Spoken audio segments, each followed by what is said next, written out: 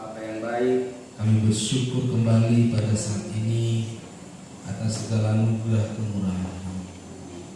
Terima kasih kami bisa kembali bersekutu melalui persekutuan ini. Biarlah Tuhan yang terus menuntun kami untuk hidup dalam jalan-jalan-Mu Bapa. Sebentar kami belajar firman-Mu, biarlah Tuhan boleh mengurapi setiap kami, sehingga kami sungguh-sungguh haus dan lapar akan kebenaran-Mu, sehingga kebenaran boleh menguat, boleh menuntun kami kepada kebahagiaan yang sejati. Terpujilah nama-Mu Bapa, urapi hamba-Mu terhadap perkataan-Mu. Biarlah kebenaran-Mu bisa disampaikan bagi kami. Di dalam nama Tuhan Yesus Kristus kami sudah berdoa dan bersyukur. Haleluya. Bersama kita katakan amin. Tuhan memberkati kita.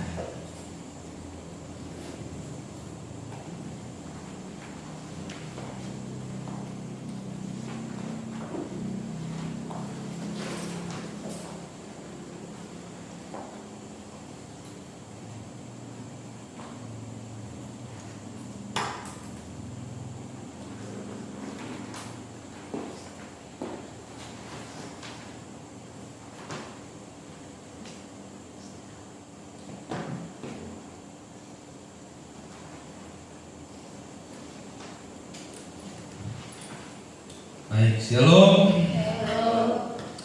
Kita bersyukur hari ini kita masih diberi kesempatan oleh Tuhan untuk kita bisa bersama-sama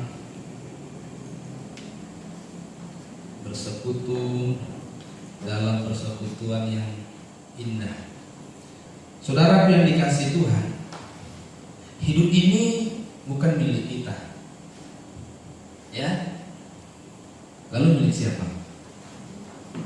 Hidup ini milik siapa? Hah? Tuhan. Milik Tuhan. Masa milik tetangga ya? Tapi karena hidup ini milik Tuhan, berarti yang ngatur hidup ini siapa? Hah? Kalau hidup kita ini milik Tuhan yang ngatur, berarti saya dong. Iya. Enggak. Siapa? Ini kayaknya TK. Iya. Milik Tuhan, saudara. Jadi hidup ini milik Tuhan, bukan milik kita. Tapi faktanya banyak orang merasa memiliki hidupnya. Sampai di satu titik dia merasa dia gak berdaya, lalu dia sadar bahwa hidup ini bukan milikku, bahwa hidup saya ini bukan milikku. Rupanya saya tidak berdaya menentukan apapun pada akhirnya, dan tidak berdaya mempertahankan apapun pada akhirnya dalam kehidupanku di dunia ini. Jadi fakta-fakta ini hari-hari ini harus membuat kita semakin sadar bahwa tragisnya hidup ini adalah bahwa kita tidak memiliki kekuatan untuk mempertahankan diri kita sendiri sekalipun. Dan setiap orang harusnya sadar bahwa ada seorang pribadi yang memiliki, yang berdaulat penuh atas segala kehidupan di bawah kolong langit ini, termasuk kehidupan manusia itu sendiri, sehingga manusia tidak berkuasa menentukan kehidupannya sendiri. Lalu hari ini banyak orang yang ngatur hidupnya sendiri, seolah-olah dengan begitu mereka berpikir bahwa hidupnya miliknya sendiri. Ini hanya soal waktu, dan setiap orang memiliki waktunya sendiri. Pada akhirnya semua orang akan berhenti mengatur dirinya sendiri. Pada akhirnya semua orang akan menyadari bahwa sesungguhnya dia tidak berhak atas kehidupannya sendiri di dunia ini. Roma pasalnya 14 ayat 7 sampai 8. Roma pasalnya yang 14 ayat 7 sampai dengan yang ke-8. Kalau sudah ketemu Bapak Ibu, perhatikan baik-baik. Saya akan bacakan.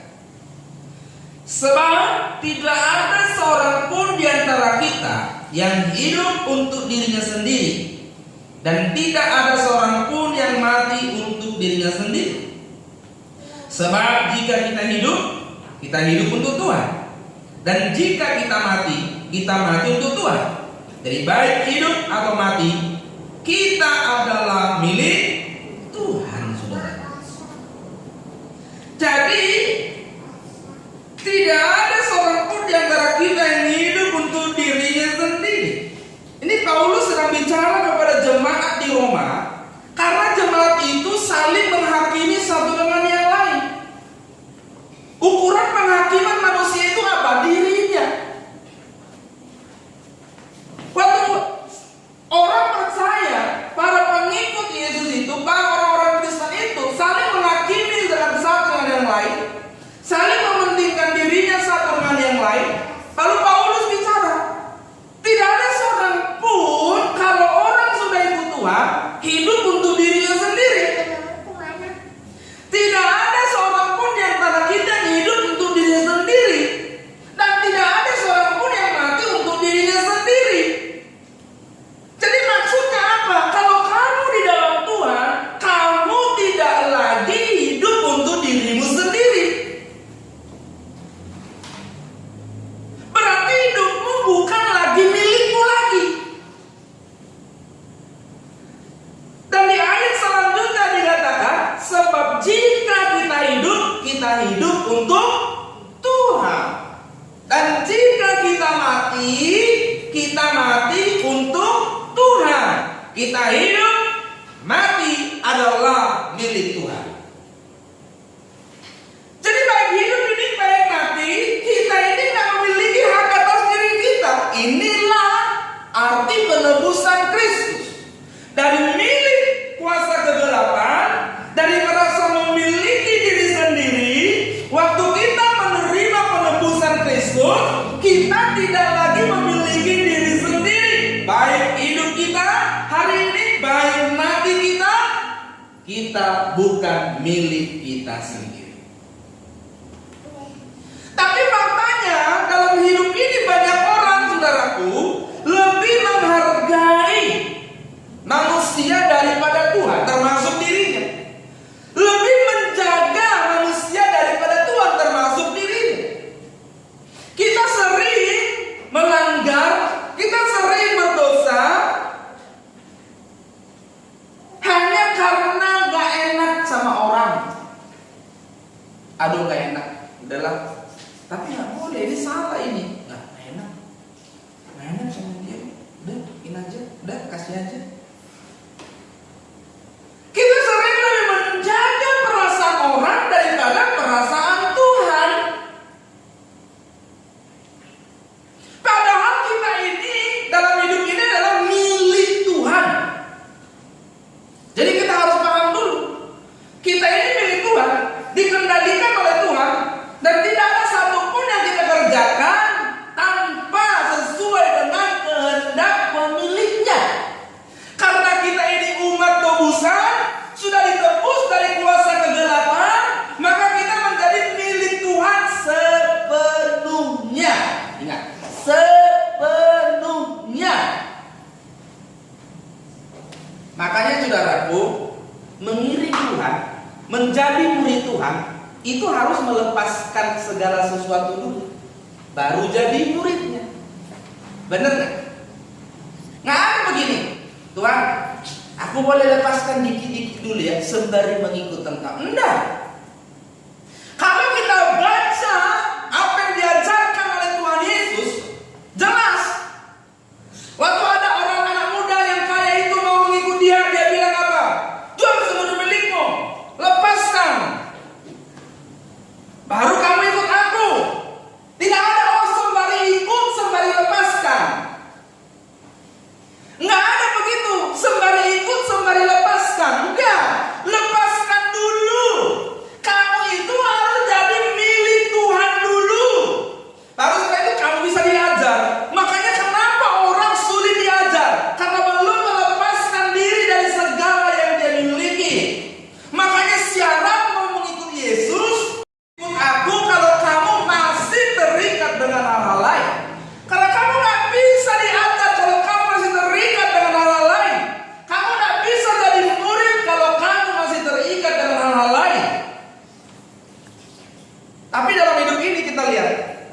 Ada banyak orang sudah mengikuti Tuhan katanya, tapi masih diikat oleh banyak. Makanya Bapak Ibu Saudaraku yang dikasihi Tuhan, kalau kita milik Tuhan, hidup dan mati kita milik Tuhan. Lalu siapa seharusnya yang harus mengendalikan hidup kita? Tuhan apa kita? Atau orang lain? Kalau kita mengatur hidup kita, termasuk tubuhmu dan seluruh anggotanya, sesuka hati kita, sesuka hatimu, maka kau bukan milik Tuhan. Makanya saya sering berkata Bapak Ibu, kita harus mempersoalkan setiap gerakan kita, setiap tindakan kita, setiap apapun yang kita lakukan, dari hal-hal yang kita anggap sepele, dari hal-hal yang kita anggap kecil, sampai yang kita anggap paling besar, kita harus selalu mempersoalkan, apakah ini sesuka hatiku, apakah ini keinginanku, atau keinginan Tuhan Sang Pemilik hidupku. Sebab kalau terdapat sesuatu yang kita lakukan adalah keinginan kita, maka kita bukan milik Tuhan. Milik siapa? Milik kita sendiri. Kenapa? Karena kita mengatur diri sendiri. Jadi kalau kita mengatur diri sendiri sesuai keinginan kita, sesuka hati kita, kita bukan milik Tuhan, tapi milik dirimu sendiri. Jadi kita harus punya kepasrahan bahwa apapun yang Tuhan inginkan aku jalani, aku alami, aku lakukan, aku mau, walaupun berat. Amin. Itu sebabnya ada firman Tuhan berkata, anggaplah kebahagiaan bila engkau jatuh ke dalam pencobaan. Ini Tuhan ada saja deh. Maksudnya apa? Udah jatuh dalam pencobaan kok bahagia? Belum bisa. Kenapa? Kenapa? Karena hal itu akan mendatangkan ketekunan. Benar? Ketekunan akan menghasilkan buah. Buah apa dari ketekunan? Buah kekekalan. Masalahnya manusia ini sudah terbiasa bahagia dengan buah-buah di dunia ini, buah-buah fisik, hal-hal jasmani, ya kan? Sudah terbiasa kalau dia pegang uang 2 miliar bahagia, tapi kalau dia punya harta yang gak kelihatan, harta yang abadi, harta yang kekal, yang nanti dia terima di surga, gak bahagia. Sudah terbiasa bahagia dengan hal-hal yang bisa disentuh, yang bisa dipegang. Kalau Tuhan berkata hartamu besar di surga, dia gak bahagia. Kenapa? Mana? Aku butuh harta yang bisa dibawa jalan ke mall.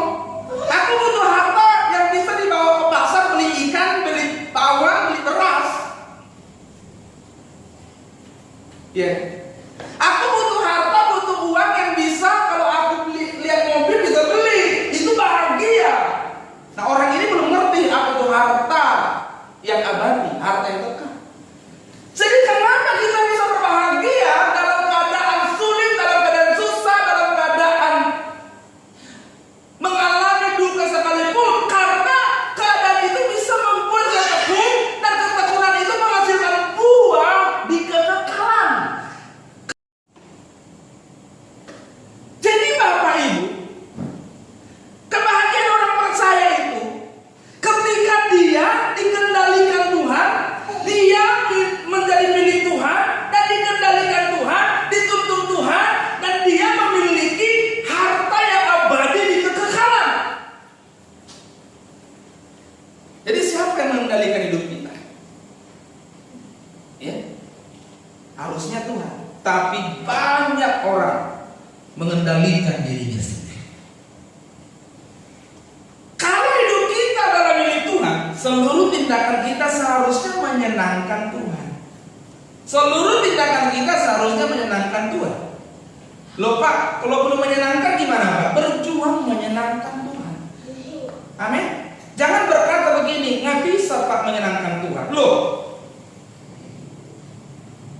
kalau kita sudah berkata nggak bisa menyenangkan Tuhan, sementara Tuhan menyuruh kita menyenangkan Dia, gimana ceritanya? Tuhan tidak mungkin menyuruh kita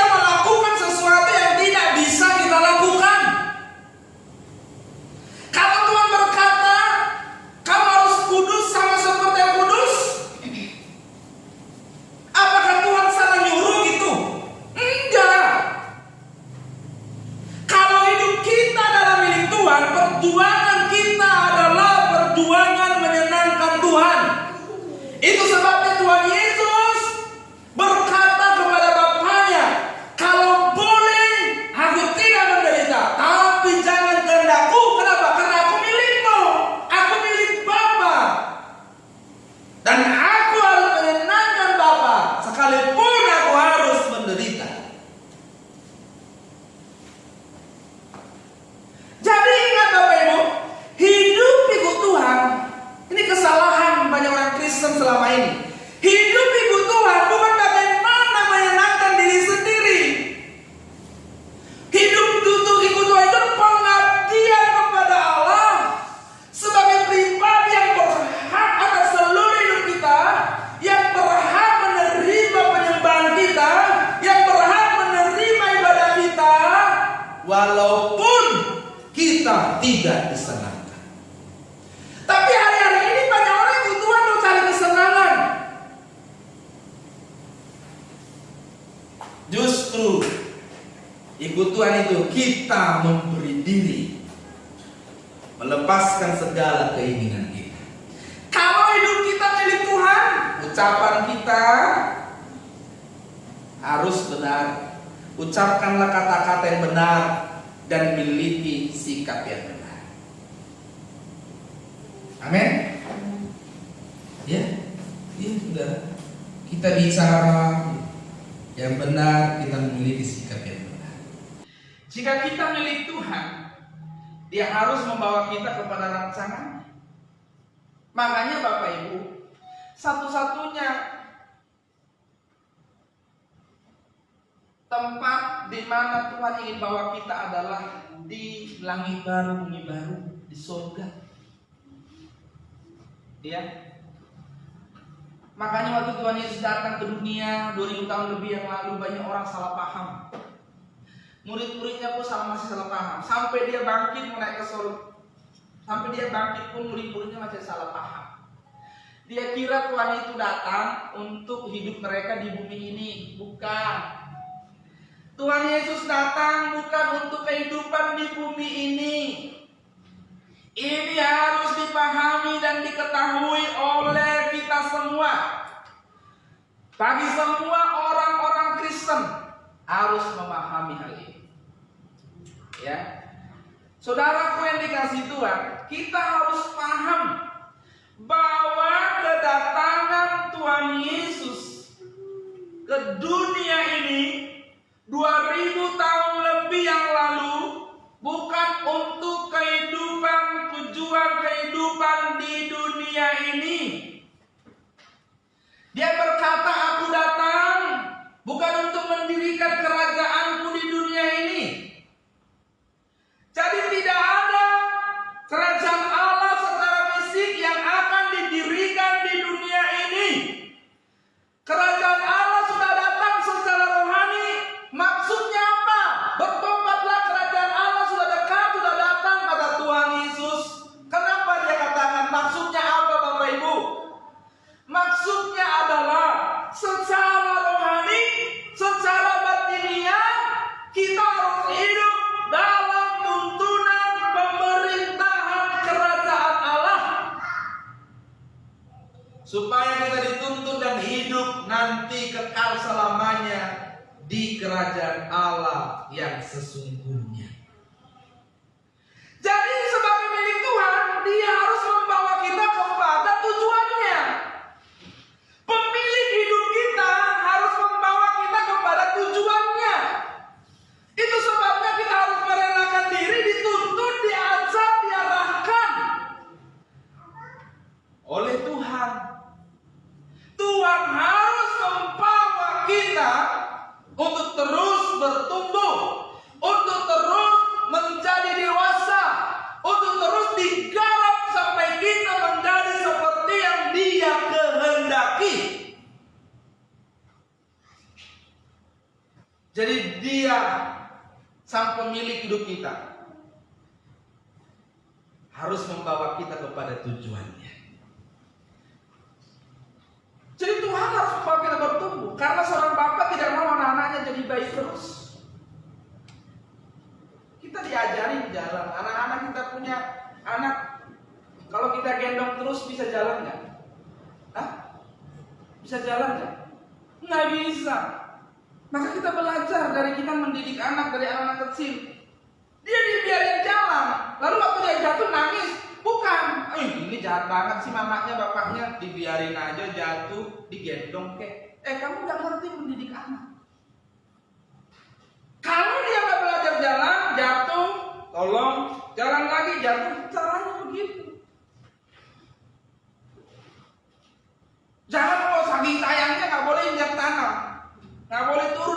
gendongan, sampai gede dia sampai lebih gede dari bapaknya bisa jalan. Bapak melatih kita begitu. Dari kita digendong waktu masih bayi, sampai kita diajarin jalan, sampai dia biarin jalan sendiri. Benar nggak? Anak masih kecil begitu, baru bisa jalan kelas berapa, umur berapa, nyebrangin jalan, diseberangin, dipegang papa mamanya, lama-lama disuruh nyebrang sendiri. Benar nggak? Iya. Tapi intinya saudaraku, Bapak mengajar kita. Jadi kalau kita mau diajar, kita diberi kurikulum dari Tuhan. Bukan mempersulit hidup kita, Dia mengajari kita supaya dewasa. Kalau orang mengalami ujian, lalu dia merasa yang menguji mempersulit, kamu salah, kamu tidak mau bertumbuh. Ujian Tuhan beri, Tuhan izinkan bukan untuk mempersulit hidupmu, untuk mendewasakan dan membawamu bertumbuh. Sebagai pemilik hidupmu, Dia tidak ingin kamu tidak bertumbuh. Dia ingin kamu terus bertumbuh. Keadaan hidupmu yang Dia izinkan, ujian, percobaan yang Dia izinkan, itu adalah sarana pertumbuhanmu. Amin.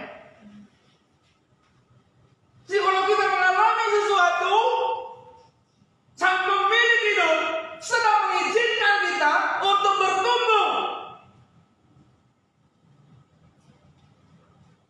Maka kedewasaan dibuktikan di situ. Bagaimana kamu menjalani hidupmu, bagaimana kamu memiliki keintiman dengan Tuhan, supaya kamu bisa menyelesaikan ujian demi ujian yang Tuhan izinkan, yang Tuhan berikan kepada. Jadi kalau kita milik Tuhan, kita gak boleh berkata begini aja udah cukup. Udah Pak, begini aja udah cukup Pak. Begini gimana? Cukup itu kalau nafas kita sudah berhenti, umur kita selesai, itu baru cukup. Selama itu belum, tidak ada kata cukup. Amin. Iya. Makanya saudaraku belajar pun gak ada kata cukup. Nggak ada kata cukup dalam belajar. Jangan bilang begini, Pak, udah Pak, cukup begini saja Pak. Padahal karena kamu malas belajar. Iya kan? Coba. Ya udahlah. Cukuplah begini saja Pak. Kayaknya nggak bisa Pak.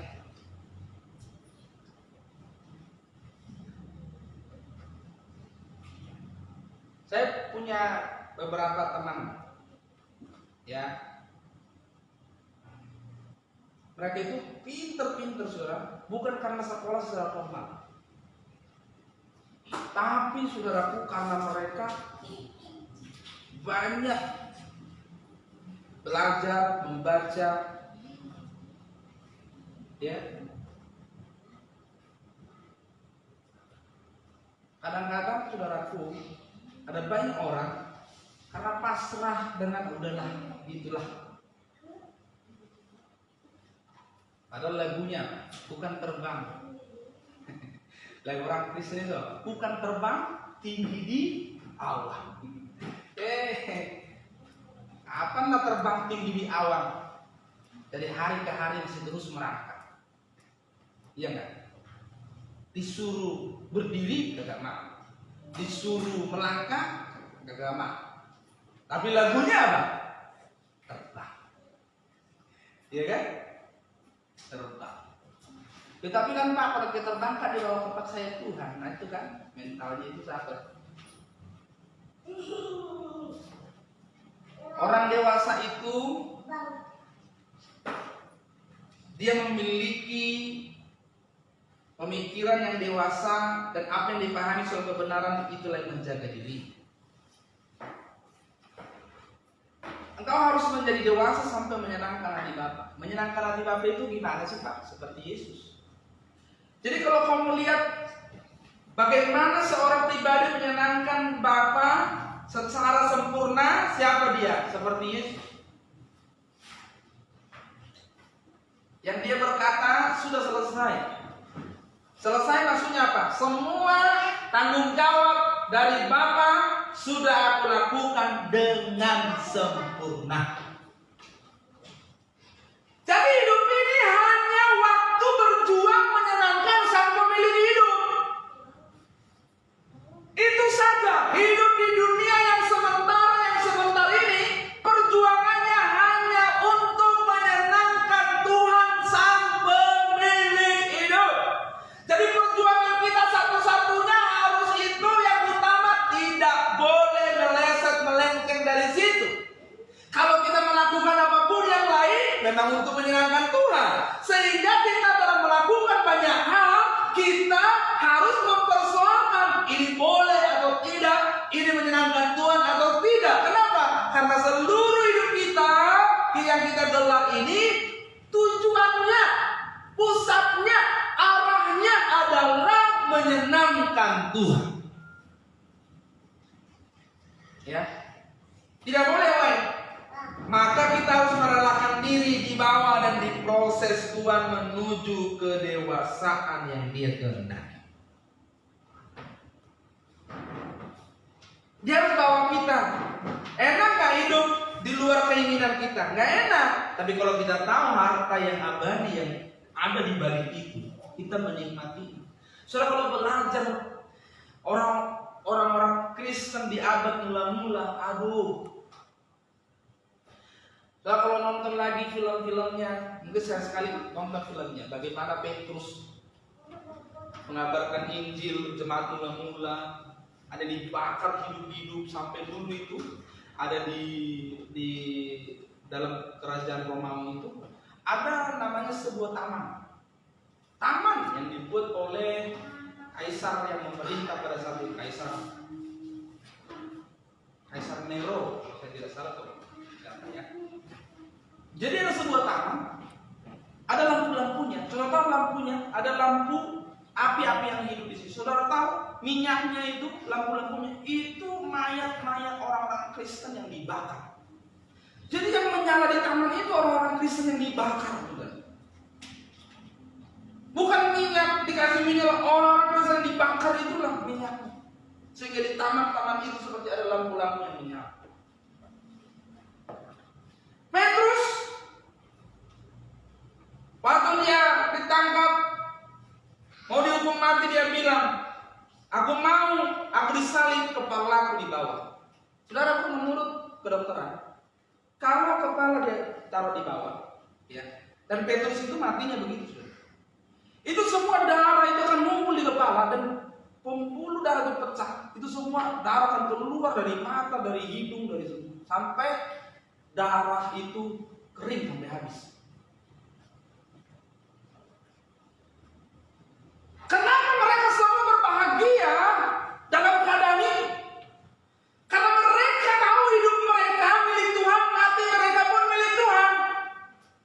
Tidak ada lagi yang menyakitkan bagi mereka selain mereka terpisah dari Tuhan. Segala penderitaan badani, penderitaan jasmani dan demi mengiring Tuhan bukan lagi sebuah penderitaan, tetapi menjadi kebahagiaan karena ada mahkota, ada harta kekal di balik semua yang mereka lakukan. Jadi kebahagiaan mereka bukan hal di bumi. Kebahagiaan mereka adalah waktu aku hidup, hidupku milik Tuhan. Waktu aku mati, matiku milik Tuhan. Amin. Itu kebahagiaan kita. Kalau tidak, sia-sia kita ini hidup. Aduh, malang kita hidup di bumi hari ini. Kenapa? Karena kita tidak punya pengharapan di kehidupan kekal nanti. Kalau kita semua akan mengakhiri hidup, siapapun akan mengakhiri hidup. Kalau kita belajar, saudaraku, para penguasa-penguasa yang dulu menjajah Israel, sampai terakhirnya itu kepada zaman Yesus itu kan pemerintahan Romawi. Diawali dari kerajaan Persia, terus Mesir, terus Yunani yang paling terkenal itu The Great Alexander. Alexander Agung sudah menjadi kaisar, menjadi raja Yunani umur 20 tahun. Tapi dia juga meninggal di umur yang sangat muda. Sudah sampai hampir dekat ke Asia, dia mau menjajah sudah, karena dia tadinya mau menaklukkan India. Tapi karena cuaca dingin, akhirnya prajurit-prajurit sudah gak kuat, saudaraku, melanjutkannya. Dia terus mau melanjutkan perjalanannya. Akhirnya dia kena sakit, kena demam. Jadi dulu juga sudah demam tinggi. Jadi Alexander Agung itu sakit demam tinggi, akhirnya meninggal di umur yang belum sampai 30 tahun. Tapi dia sudah menaklukkan seluruh Eropa.